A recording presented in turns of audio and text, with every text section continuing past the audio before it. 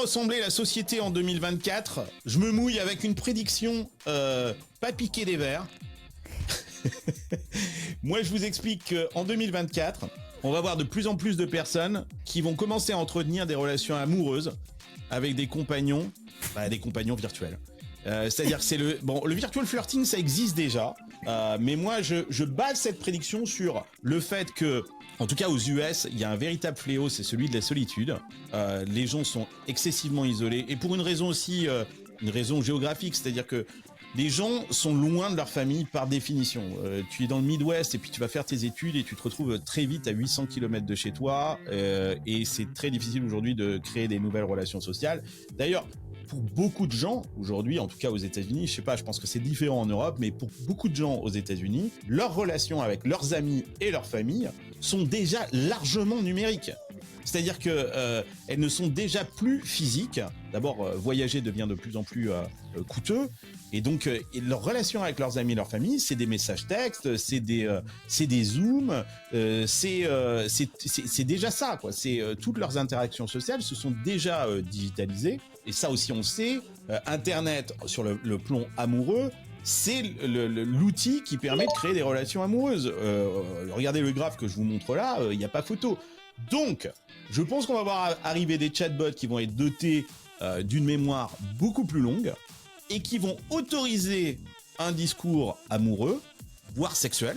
Ça va être très intéressant. Et que je pense que d'ailleurs ce phénomène va et que des gens vont tomber amoureux. Alors c'est peut-être her ou machin, qui vont être très satisfaits finalement de leur relation avec ce chatbot, avec qui tu disais, tu parlais d'empathie tout à l'heure, Flavie. J'aimerais bien avoir ton avis en tant que femme, d'ailleurs, parce que je pense que ça peut toucher aussi les femmes beaucoup plus largement qui ne sont pas satisfaites de leur relation avec des mecs et qui vont trouver peut-être là un safe space pour avoir une relation beaucoup plus empathique.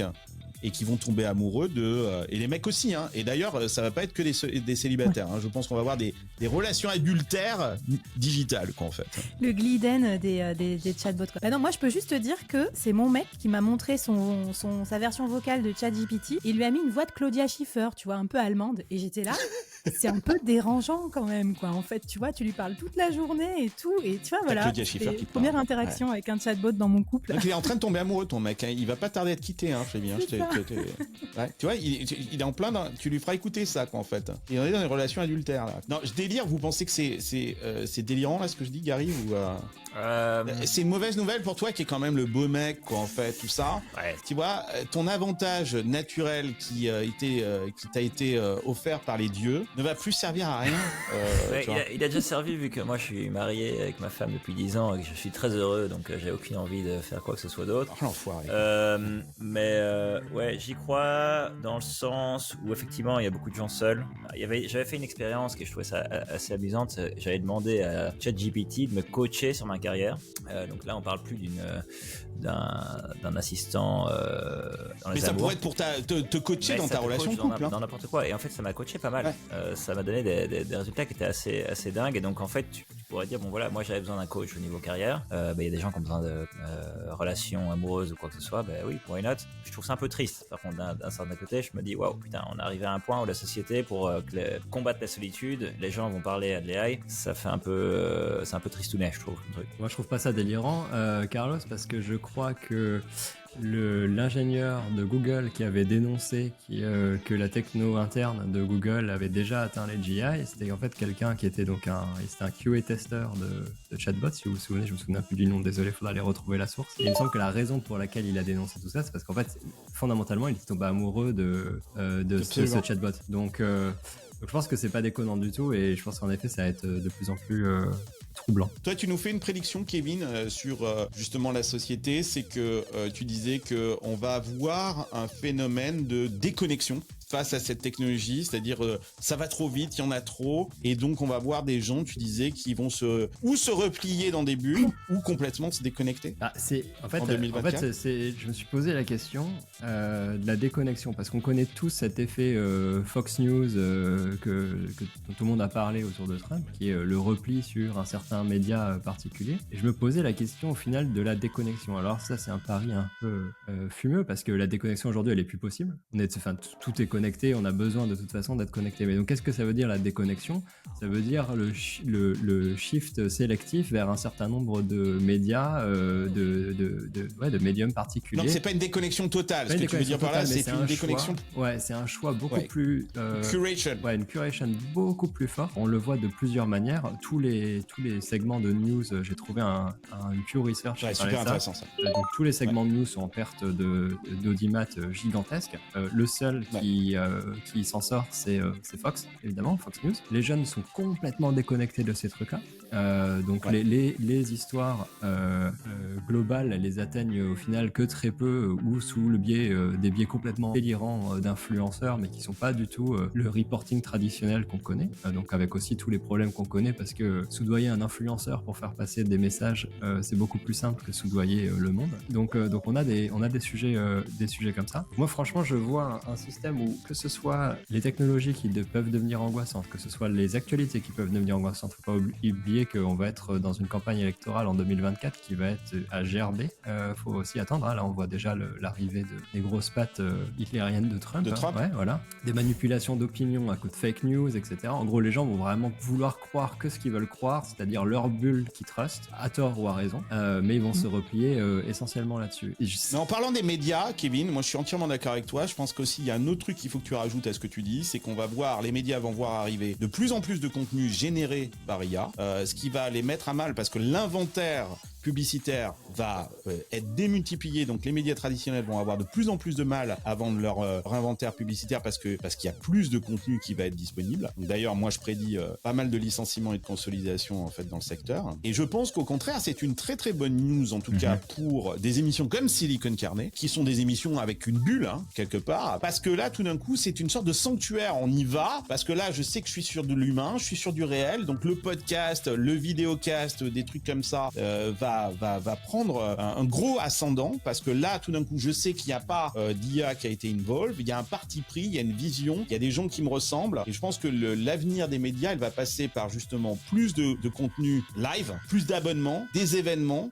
online et offline, et moi je pense que Silicon Carnet a un bon avenir justement dans ce monde-là avec plein de contenus générés par IA. Je trouve ça vraiment super positif en fait, la déconnexion des médias et même de YouTube, TikTok et autres, parce qu'au final je trouve qu'il y a énormément de gens qui passent un temps fou sur ces réseaux sociaux. Ils sont souvent stressés, il y a pratiquement cette anxiété de louper la dernière vidéo de 10 secondes d'un mec qui bouffe une pizza, et je trouve que c'est un peu c'est pas très très logique. Je trouve que t'as pas envie de vivre ta vie et regarder je vous montre les stats à l'écran. Je vous montre les stats à l'écran chez les jeunes notamment. YouTube continue d'être la top plateforme. C'est exactement ce que tu dis. On peut pas louper la dernière vidéo machin. C'est la top plateforme chez les jeunes. Alors moi, une stat qui m'a complètement bluffé, c'est que cette année, donc en 2023, 46% des adolescents, c'est-à-dire des gens âgés de 13 à 17 ans, ont déclaré être en ligne presque constamment. Presque constamment. Donc je pense que ma prédiction pour 2024, c'est qu'on va passer le stade de 50%, notamment chez les jeunes qui vont être constamment connectés à Internet. Donc je me demande si, Kevin, ce que tu n'es pas en train de dire, c'est pas un truc chez les 35-55, quoi, tu vois. En fait, chez les jeunes, je pense que c'est pas le cas. Je pense que c'est pas une question de déconnexion au sens, c'est impossible de se déconnecter aujourd'hui. C'est une sorte de déconnexion, c'est de curation, de plus forte curation et de renfermement sur un certain nombre de médias qu'on va truster. Ce qu'on y reproche souvent, c'est qu'on se retrouve avec des opinions qui sont non filtrées, non modérées, donc avec un risque évidemment d'emportement. Les podcasts les plus connus, les Joe Rogan, etc., qui invitent des gens, et puis bon, on les laisse parler, et puis il n'y a pas de répondant de l'autre côté, il n'y a pas de filtre, et il n'y a pas de débat. Voilà. Et en même temps, de l'autre côté, sur les médias traditionnels, on s'est tapé pendant des années, il fallait forcément avoir l'avocat du diable en face qui avait le même temps de parole, et on s'est retrouvé dans des situations pour créer du clash. On s'est retrouvé dans des situations sur l'échauffement climatique, on était obligé d'aller chercher le dernier tocard qui pensait encore que c'était pas le cas, et on lui donnait le même temps en face que d'experts scientifiques qui avaient littéralement toute la communauté scientifique derrière. Donc au final, qu'est-ce qu'on perd, qu'est-ce qu'on gagne? Je pense que c'est pas encore évident. Ce qui est sûr, c'est que pour la santé mentale de tout le monde, aller vers les choses qu'ils préfèrent, c'est bien mieux que de se taper un espèce de flux subi. La question, c'est voilà, qu'est-ce qu'on met dans ce flux, quoi. Je pense que c'est une grosse question de maturité. Quand t'as 13 ans, entre tes 13 ans et 17 ans, t'as tout le temps pour toi, et puis surtout tu fais un peu n'importe quoi avec ton temps. Quand tu te retrouves à 40 ans, t'as besoin d'absorber, t'es une éponge aussi, t'as besoin de tout regarder. Quand t'as 40 ans, des gosses, des hobbies et comme ça, tu prends vite compte, et un boulot, tu te te rends vite compte, tiens, est-ce que j'ai vraiment envie de passer 2 heures à regarder des conneries sur Et Instagram? Gary, une femme qui t'aime, et une femme qui t'aime comme C'est toi. important, évidemment. Tu vois ce que je veux dire? C'est une chance énorme. Du coup, tu passes beaucoup moins de temps sur Instagram, ça c'est sûr. Non, mais c'est clair. Je pense que c'est une question de aussi, les gens se rendent compte que en fait le temps c'est vraiment très précieux et le passer sur des réseaux sociaux où en fait il y a du contenu qui est souvent de très mauvaise qualité. Pourquoi? Et c'est pour ça qu'il y a une tendance de retour aussi aux trucs sans écran. Et le podcast en fait partie. Donc pareil, il y a eu des vagues d'adoption, de reflux, de machin. Moi, je pense que ça va continuer à exploser parce que c'est l'activité sans écran. Tu peux aller randonner dans la nature, écouter un podcast, ton petit podcast avec Carlos. Et ça, c'est incroyable. Et moi, maintenant qu'il y a des enfants bébés, je vois bien les podcasts pour bébés, etc. Rapport au temps d'écran où dès que tu as ton portable dans la main, tu vois l'enfant qui commence à swiper et tout alors qu'il a que 2 ans. C'est insupportable d'avoir un iPhone dans une pièce avec un bébé. Donc voilà, je pense que ça va aussi exploser. C'est donc du connecté mais déconnecté, tu vois.